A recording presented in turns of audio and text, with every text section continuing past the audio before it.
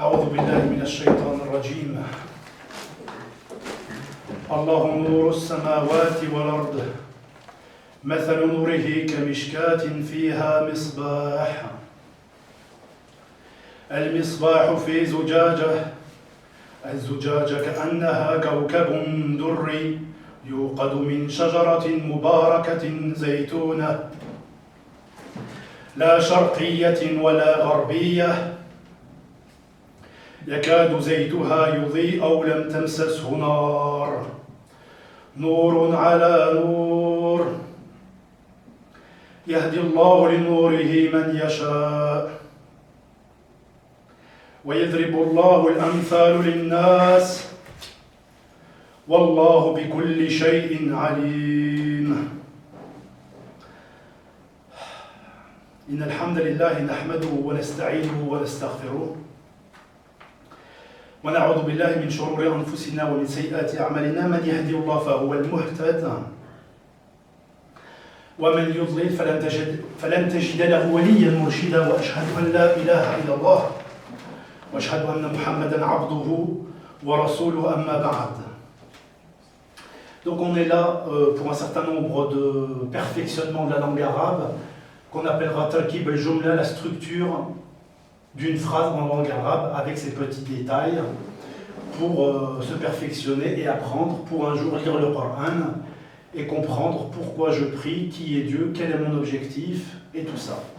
Avant ça, il y a un préambule qui est comment faire la différence entre al-jahl al-basit et al-jahl al-murakkab, c'est-à-dire dans la vie on rencontre beaucoup de gens qui ne savent rien mais qui n'acceptent pas toujours de dire qu'ils ne savent pas parce qu'ils ont leur raison. Mais en islam, comme on ne parle pas d'automobile ou de sport, on ne peut pas accepter des informations de tout le monde et de n'importe qui. En islam, il faut distinguer le jahl basit. Le jahl basit, c'est celui qui, lorsqu'il ne sait pas une chose, est tout de suite honnête et dit « moi je ne sais pas ». Avec lui, on peut avancer parce qu'il ne te conduit pas n'importe où. On voit que quelqu'un n'était pas un jahl basit dans le hadith où un individu a tué 99 personnes et la première personne vers qui il est orienté, c'est un jahl murakkab, c'est la deuxième partie de l'ignorant. Parce que quand la personne a tué, j'ai tué 99 personnes, je voudrais me repentir, l'ignorant en question, ne connaissant pas les portes du repentir d'Allah subhanahu wa ta'ala pendant que tu es vivant, eh ben, tu peux te repentir, que tu aies 50 ans, 20 ans ou 100 ans. Tant que tu es vivant, tu peux revenir vers Dieu. Ben, lui il dit non, il répond brutalement au criminel en question, il lui dit la tawbatalak, pas de repentir pour toi. Celui-là, c'est pas un jahl basit, c'est pas le mec qui est capable de dire « Ah non, moi je sais pas, va voir tel individu, il se peut qu'il sache ». Comme il veut faire le jahl murakkab, il est même tué lui-même, parce qu'il lui dit « La tawbatalak », il se prend pour Dieu, il lui dit « Non, pas de repentir pour toi », alors que « Innahu kana tawwaba », Allah subhanahu wa ta'ala accepte le repentir. Après, bien sûr, tu réponds de tes actes. Toujours est-il que le repentir est possible. Le jahl basit, c'est le mec qui est honnête et qui accepte comment dire ça, d'être vu tel qu'il est. En arabe, on dit que la différence entre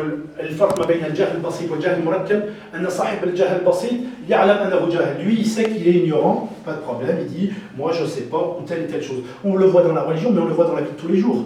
Tu demandes une orientation, je voudrais aller à la Ricamarie, au pôle Nord ou je sais pas où, le mec au lieu de te dire je sais pas, il est capable de t'inventer une théorie et à la fin tu voyais qu'elle était fumeuse alors qu'il aurait pu te dire non moi je sais pas, non le mec il veut quand même. Les savants bien sûr indiquent que le deuxième, le jahl murakkab, lui il a le cœur malade, il est très dangereux pour l'orientation si tu prends une direction et particulièrement dans l'apprentissage de la religion. Donc le premier ignorant a conscience de son ignorance. Le deuxième, donc toujours le premier, wala yaz'am aw yadhun annahu alim, il se dit pas moi c'est bon je sais, il n'est pas en confiance, il reconnaît son ignorance. Bikhilaf, à contrario du jahl murakkab, fa'innahu jahilin, il est ignorant en deux points. Le jahl murakkab, le deuxième, parce qu'il n'accepte pas son ignorance, parce qu'il lui considère qu'il sait alors qu'il ne sait pas. On le voit dans la vie de tous les jours. Bien sûr, en islam, en religion, il faut faire très attention. Et moi, je dirais que année après année, je trouve que les gens sont extrêmement menteurs et manipulateurs. Ils racontent des trucs improbables. Donc, la question qui était posée, dont on a la réponse maintenant, c'est Ma aqbah jahl. Quel est le pire des deux? C'est forcément le deuxième. Il est inquiétant, il raconte des trucs, il te dit des choses de l'ordre de la religion qui n'en sont pas. Et ma ya'rad wa ma yastahi. Il ne transpire pas, il n'est pas inquiété. Mais bien sûr, il aura, comment dire ça, sa rétribution, son mérite, des dégâts qu'il a fait. Parce que Dieu dit, subhanahu wa ta'ala, dans Surat Yasin, Inna nahnu nuhyi al-mauta, c'est nous qui faisons vivre les morts. Wa naktubu ma qaddamu, et nous écrivons ce qu'ils ont présenté comme actes, wa atharahum, et les conséquences des actes, c'est-à-dire les traces, ce que tu fais de bien ou du mal, tu en rends compte. Wa kulla shay'in ahsaynahu fi imamin mubin, et chaque chose, nous l'avons inventorié dans un directoire clair, c'est-à-dire que chaque chose est notée. Ça, c'est le préambule pour distinguer qui est le jahel basri du jahel murakkab, qui est celui qui sait qu'il ne sait pas et celui qui ne veut pas reconnaître qu'il ne sait pas. En islam, il faut reconnaître deux choses, al-aql qui yukhalif al-naql. C'est-à-dire que l'aql, c'est ma façon de comprendre les choses dans la vie de tous les jours, et ben, qui peut venir en contradiction avec le naql. Naql, son étymologie, c'est le transport, c'est comment je fais pour transporter telle et telle chose d'un point A à un point B, mais le naql, c'est aussi surtout ce qui nous a été rapporté. Le Coran nous a été rapporté de façon mutawatira de l'époque du prophète sallallahu alayhi wa sallam, il y a 1435 ans, jusqu'à nos jours. Ça fait partie du naql. Les ahadiths font partie du naql. Si le prophète sallallahu alayhi wa sallam ne nous explique pas comment prier dans la tradition prophétique, on ne sait pas prier. Ça fait partie du naql qui vient en contradiction avec le aql, parce que si on ne m'avait pas expliqué comment faire, que je ne saurais pas. J'aurais pas pu le deviner par ma propre intelligence, faculté, acuité et ainsi de suite. Donc, tout le monde sait que le premier mot du Coran, c'est une invitation vive à apprendre, qui est le mot Iqra, Bismi rabbika alladhi khalaq. Donc, il faut toujours s'affûter en termes de science du berceau jusqu'au tombeau. Pour rentrer dans le vif du sujet, et pour ceux qui font de l'arabe et qui ne sont pas tout à fait satisfaits, eh bien, il faut prendre à partir du début. El-Kalam, en arabe, c'est le propos. Bien sûr, en langue arabe, on ne parle pas pour rien dire, particulièrement en religion, on l'a dit. On n'est pas des ignorants qui avons envie de parler pour parler. Ça, c'est une femme qui a envie de jaser et envie de broder autour d'un sujet qui n'est pas. En islam, quand on parle, c'est qu'on sait. Quand on ne sait pas, eh ben, on ne parle pas. Donc, en langue arabe, c'est comme ça. El-Kalam, huwa al-lafd al-mufid. Le propos en langue arabe, c'est al-lafd al-mufid, c'est la parole utile. C'est-à-dire, quand je dis quelque chose à quelqu'un, eh ben, cet individu me comprend du premier coup. Au minimum, pour construire une phrase compréhensible, il faut au moins 2 mots en langue arabe. Pourquoi? Parce que si je dis Zaydun, Zaydun qui est un prénom d'un Yéménite très ancien, qui était extrêmement fort en langue arabe, et c'est pour ça que son nom il est toujours dans les livres de haute voltige de la langue arabe, parce que le Zaydun c'est illustré très fort. Si je dis Zaydun, eh ben, tu me dis de quoi tu parles. Alors que si je dis Zaydun est venu, Zaydun ou Khalid, eh ben, on sait qu'il est venu. Donc il faut au moins 2 mots en langue arabe, au minimum. C'est marqué ici al-aqal, c'est-à-dire 2, 3 et plus. Un autre exemple pour comprendre 2 mots, Al-Qur'an. Le Qur'an, on sait très bien que c'est la parole de Dieu, mais Al-Qur'an, mu'ajiz, c'est-à-dire prodigieux, miraculeux. On comprend que le Qur'an, attention, c'est la parole de Dieu. Ensuite, ici, j'ai décomposé en 3 points pour que les gens comprennent à peu près, il y a un autre travail ensuite, comment se structure une phrase, et pas que de cette façon uniquement, il y a plein de façons, mais on ne peut pas apprendre en 1 heure ce qu'il faut des années de langue arabe, mais doucement, si quelqu'un peut aller ouvrir la porte et l'orienter, jazakallahu khayran, et pas wallah. Donc, pour décomposer comment se structure une phrase, il y a bien sûr le nom, on trouve ça dans à peu près toutes les langues, mais ce qui nous importe, c'est la langue arabe. Le nom, eh ben, il y a pour commencer, il y a el-jar. On reconnaît que, par exemple, dans la maison, en langue arabe, fiddar, c'est un nom. Comment on le sait? Parce qu'il est tracté. Fiddar. On appelle ça en arabe el-jar. Fait partie du nom ce qui contient une tanwin. Quand il y a doublement de voyelles, on sait que c'est un nom. Là, c'est Zaydun. Et le troisième exemple de nom, c'est l'intervention de rôle alif wal lam. Lorsqu'il y a un alif et un lam devant un nom, justement, et ben c'est un nom. Par exemple, ici, c'est rajul. Rajul, c'est un nom dans la formation de la phrase. Le deuxième point, c'est bien sûr al-fi'al, le verbe, à ne pas confondre avec al-fa'il. Le fa'il, c'est le sujet. Je le mets peut-être ici, hop là, pour montrer son contraire. Al-fa'il, ça s'écrit comme ça. Ça, c'est le sujet, et ça, c'est le verbe. Al-fi'al n'est pas al-fa'il. Et encore moins al-maf'ul bihi, qui est le complément, qui peut être d'objet direct, et ainsi de suite. Le verbe, yu'arab bi qaboul, il s'identifie par l'acceptation du ta' ta'nith. Le ta' ta'nith, c'est un ta qui n'est pas marbuta en l'occurrence, qui peut l'être, comme Fatima, ce serait un nom. Alaykoum salam, si tu veux la chaise pour le coursier, on reconnaît un verbe à quoi? J'allais dire l'interaction est possible. Hein. Tu veux pas la chaise? Allez voir. Qu'est-ce que le ta'nis? C'est un ta au féminin. Au féminin, parce que par exemple, si on conjugue, pour faciliter, on conjugue le verbe faham, et ben on voit qu'il accepte un ta'nis en sa fin. Vous le voyez? On reconnaît un verbe quand il se finit par ta'nis. Ta'nis, c'est marqué ici. Et on voit que fahimt, tu as compris, fahimti, fahimta, masculin, féminin. Ça, c'est forcément un verbe. Le verbe yu'raf s'identifie biqaboul par l'acceptation du ta'nis. Et en l'occurrence, le temps employé, c'est el-madi, le passé. Parce que là, je mets le passé, l'inaccompli, qui comprend le présent et le futur, et l'impératif. Pour faire simple, pour commencer. Parce qu'on pourrait faire plus compliqué, mais ce n'est pas le but. J'ai parlé du passé, on parle de l'inaccompli qui s'appelle al-mudari', yu'raf bi qaboul al-lam. Si un verbe est précédé par lam, lam yaqra, c'est-à-dire il n'a pas lu. Donc on comprend que c'est un verbe qui est inaccompli. Lam yaqra, il n'a pas encore lu. Si le verbe lire est précédé par lam, la négation, lam, qui, lorsque je vais poser des questions, parce que je vois que les gens ne sont pas dans l'interaction, c'est quoi la particule pour dire que rien ne se passera du tout de ce que tu voulais? Une négation, j'en ai parlé une fois, qui est par exemple ne rentre pas celui qui ne veut pas reconnaître Dieu, qui ne croit pas en Dieu, tant qu'un chameau ne rentre pas dans le chat d'une aiguille, comme Allah subhanahu wa ta'ala donne l'exemple. Ça, c'est-à-dire qu'il n'est pas prêt de rentrer. Parce qu'un dos, tu ne peux pas le rentrer dans le chat d'une aiguille, donc un chameau, encore moins.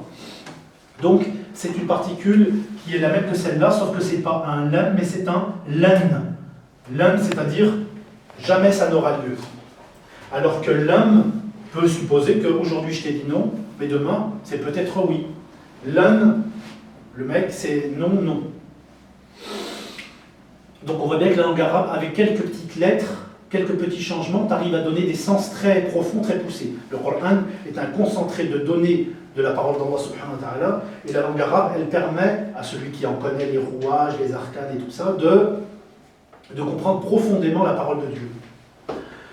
Donc on a terminé avec al-mudari' qui est l'inaccompli, qui est identifié par lam précédé par lam qui précède le verbe yaqra. Il n'a pas encore lu. Lam yaqra, il n'a pas lu. Donc on lui demande en quelque sorte de lire finalement. L'impératif, c'est le plus connu. Hein. On le voit dans le Coran. Qul huwa Allahu ahad. Allah subhanahu wa ta'ala dit au prophète sallallahu alayhi wa sallam de dire, dit Dieu est un. Qul innama ana basharun mithlukum. Dit Allah subhanahu wa ta'ala dit au prophète sallallahu alayhi wa sallam de dire, dit Innama ana basharun mithlukum, je suis un homme comme vous. Yuha ilay, il m'est révélé que votre Dieu est un, et qu'il faut faire les actions nécessaires, comme est le dernier verset de Surat al-Kahf, le chapitre 18, la caverne, qui doit être lu le vendredi. L'impératif, yu'raf bilya al-mukhataba. Par exemple, si on est toujours au féminin, j'ai fait au féminin pour faire simple, uktubi. Donc on voit ici que le ya, c'est celui de al-mukhataba, je te parle. C'est-à-dire, fais ça, il est là, uktubi, écrit, uktubi. On voit que l'intervention, le suffixe, là, il y a un ya de mukhataba. C'est accessible? C'est pas difficile? Et le dernier point, c'est al-harf. Donc, si quelqu'un peut me donner l'équivalent en français, il me le donne. Moi, j'ai pas tout à fait trouvé, donc quand je ne sais pas, j'ai pas envie d'être un jahil quoi. Murakkab, donc je m'arrête là où je connais pas. À moins qu'il y ait un professeur de français, il n'hésite pas à nous donner. Toujours est-il que j'ai bien compris de quoi il s'agissait. C'est pas parce que je suis pas capable de le désigner en français que j'ai pas compris de quoi il s'agissait, parce que le cours n'est pas un cours français, mais un cours d'arabe. Par exemple, qu'est-ce qui intervient dans al-harf qui compose une phrase? C'est ce qu'on appelle darf al-zaman ou al-makan, les circonstances de zaman, de lieu, et zaman ou al-makan, de temps et de lieu. Si par exemple je dis ala tawila sur la table, eh ben, je suis en train de dire où ça se trouve le truc. Si je dis sabahan, demain, dhuhran, laylan, qui d'ailleurs, une circonstance de lieu finit tout le temps en an, en langue arabe. Sabahan, masa'an, dhuhran, tout ça. Bon, il faut retenir les règles pour pouvoir faire le ménage, parce qu'autrement, le mec, en 2015, 2016, il en a toujours au même point. Il faut apprendre les choses comme elles viennent, et détail après détail, pour que ça puisse cheminer dans l'apprenant. Al-harf, par exemple, hal, qui est est-ce que hal anta rajul, est-ce que tu es un homme, est-ce que tu es un homme. Ala, sur, ala tawila sur l'exemple, et fi el-bayt, dans la maison. On a fini avec celui-là, donc je l'écarte. Alors, si tu peux m'aider, voilà, parce qu'il faudra que je reprenne lui après, c'est-à-dire si tu peux faire basculer l'affaire. Ici, pour continuer l'activité, on ne commence pas en haut, mais on commence ici. Ici, ce qui est important, c'est pourquoi se terminent les terminaisons de cette façon. Hada waladun. Et on voit une dame ici. C'est hada waladun, c'est. J'ai pas entendu? C'est un enfant. Hada walad. Hada waladun, c'est un enfant. Il finit avec un. Voilà, un, une tanwin, donne-moi. Un. Pourquoi? Parce que je désigne l'enfant. C'est un enfant, waladun, rajulun, et ainsi de suite. Ici, alors, eitu, waladan. Pourquoi ça ne se termine pas de la même façon? C'est la fonction. Pas de jahil murakkab, hein, pas de comment dire ça. Si tu, je t'en prie, je ne veux pas te refroidir et je t'encourage même. Mais ce que je veux dire par là, c'est que il faut s'imaginer devant sa copie, il n'y a pas de ilham, il n'y a pas d'inspiration et il n'y a pas de wahi, de révélation devant une copie dans un examen. Le mec, il a appris, il dégomme la copie, il n'a pas appris, il veut essayer de copier son voisin. Pardon? Aïwa, tfadal, Omar. Bah moi je pensais que c'était comme ce qu'on avait avant, c'était le premier c'était le nom, et après c'est à définir plus un lieu ou un temps. Non. Ici, j'ai quoi ici? Hada waladun, comme dit le frère. Ça c'est un enfant. C'est un enfant. Waladun. Ici, c'est marqué quoi ici? C'est marqué quoi? Aïwa. Waladan. Qui veut dire? J'ai vu l'enfant. Oui, donc qu'est-ce qui se passe? Pourquoi ça finit par un N? Ça finit parce que je ne suis plus en train de désigner quelque chose de concret, je suis en train de désigner ce que j'ai vu. Donc je suis l'acteur.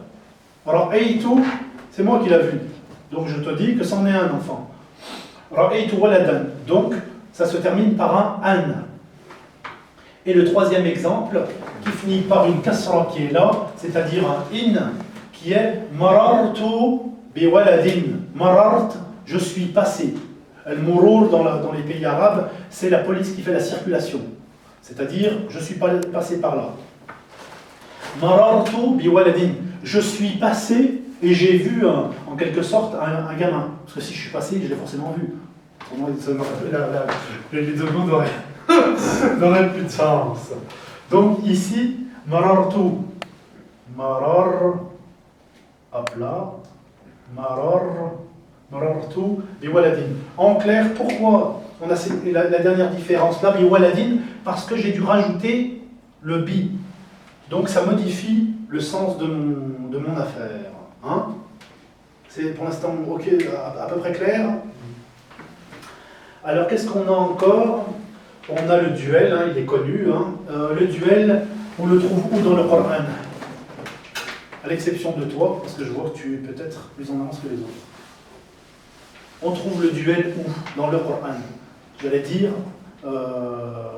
à répétition. Qui sont deux envoyés de Dieu très importants, qui se sont déplacés ensemble. Moussa alayhi salam et son frère, Haroun qui est l'aîné, qui font partie des Bani Israël. Allah subhanahu wa ta'ala, quand il les envoie, il dit Idhaba. Idhaba, c'est-à-dire allez-y tous les deux. Parce que bien sûr, dans le chapitre 20 dans Surat Taha, Moussa alayhi salam demande, alors Allah subhanahu wa ta'ala invoque et lui dit Ashriku fi amri, associe-le à ma mission. Parce qu'il sait qu'il est en difficulté face à l'armée égyptienne pharaonique. Donc il demande de l'aide, et là ils sont deux frères. Maintenant on y va tous les deux.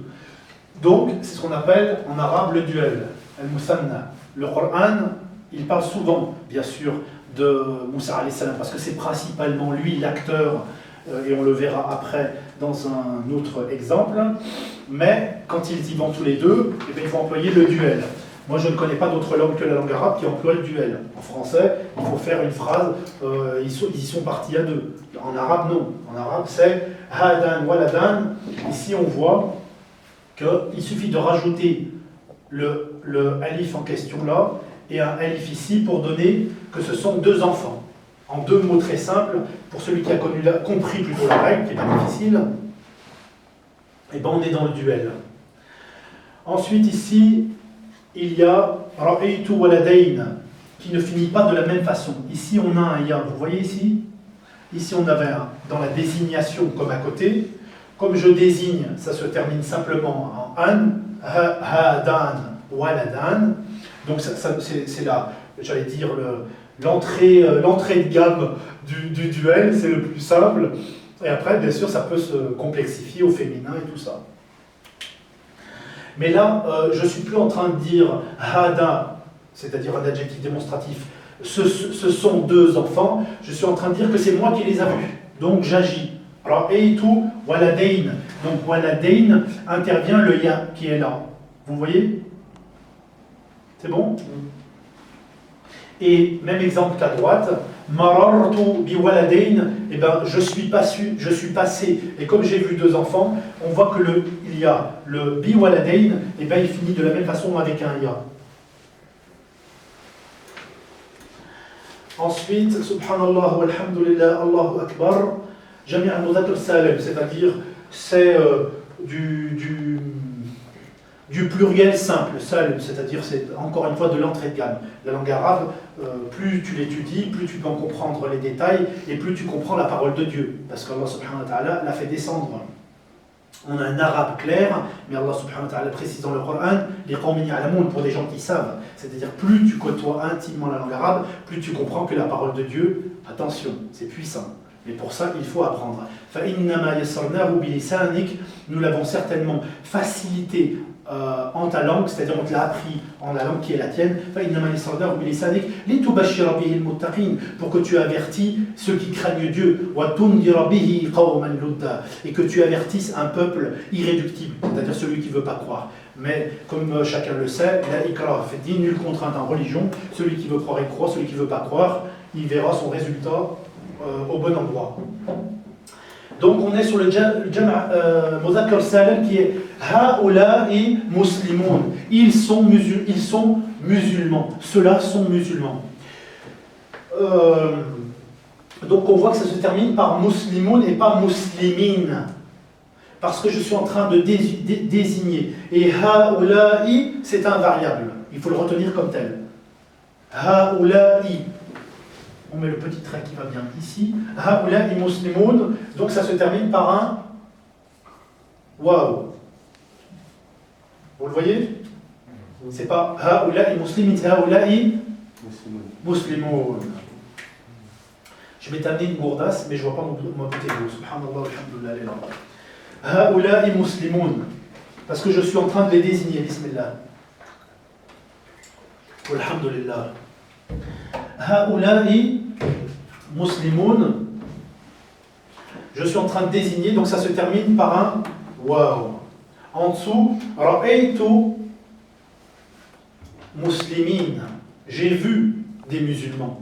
Qu'est-ce qui se passe? C'est moi qui les ai vus. Donc, comme je suis le principal acteur, j'ai vu des musulmans. Ça ne se termine plus de la même façon, ça se termine avec un ya.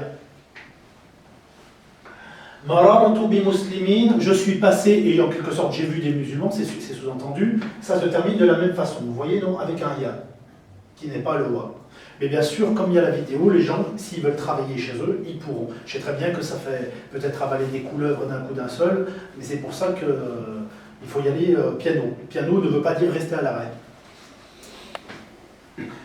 Mu'annas Salem. Donc on a haoula'i muslimat. Haoula'i muslimat. Elles sont musulmanes. Ça se termine par muslimatun. Vous voyez? Au féminin, mu'annas. C'est le contraire de ce qu'on a à droite. Ra'aytu muslimat. Muslimatin. Je suis l'acteur. Marartu bi muslimat. J'ai vu des musulmanes.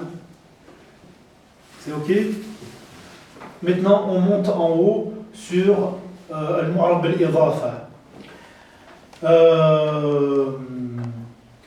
En islam, bien sûr qu'il faut éviter de couper la parole à l'autre et d'être indiscipliné. Celui qui ne l'est pas, il faut qu'il apprenne la discipline. Pourquoi? Parce que si tu coupes la parole à quelqu'un, tu ne comprends pas du tout le fond de sa pensée et tu ne comprends pas finalement le message. Comme en anglais, si tu n'as pas la phrase en entier, tu ne sais pas ce qu'il voulait dire à la fin. Parce qu'en anglais, les structures sont inversées. Hein. Donc on a par exemple Ulaika ashab, c'est un passage du Coran, Ulaika ashabul jannati khalidina fiha jaza'an bima kanu ya'malun. Ulaika, ce sont ashabul jannah. Et on voit que ashabul jannah, je ne comprends qui sont les gens du paradis que parce que a été rajouté le paradis. Et ici ça prend un alif wal lam, ashabul jannah. Ce sont les gens du paradis, Khalidina fiha, qui veut dire Al-Khuld, c'est l'éternité, Al-Khuld, c'est-à-dire ils y seront éternellement. Khalidina fiha, Jaza'an, comme récompense, Bima kanu ya'malun, de ce qu'ils faisaient. Le musulman est invité plus que ça à pratiquer le bien. Un verset de Surat al-Mulk, Dieu dit dans le Coran, dans le chapitre La Royauté,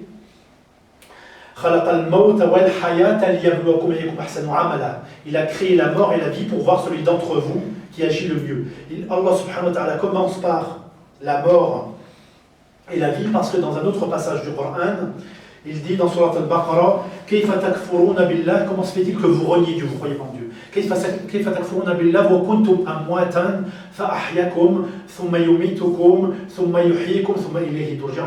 fait-il que vous reniez Dieu, vous ne croyez pas en Dieu, alors que vous étiez mort, vous n'existez pas? Il vous a donné la vie, c'est la vie actuelle, il vous redonnera la mort, c'est-à-dire la mort que nous attendons tout un chacun.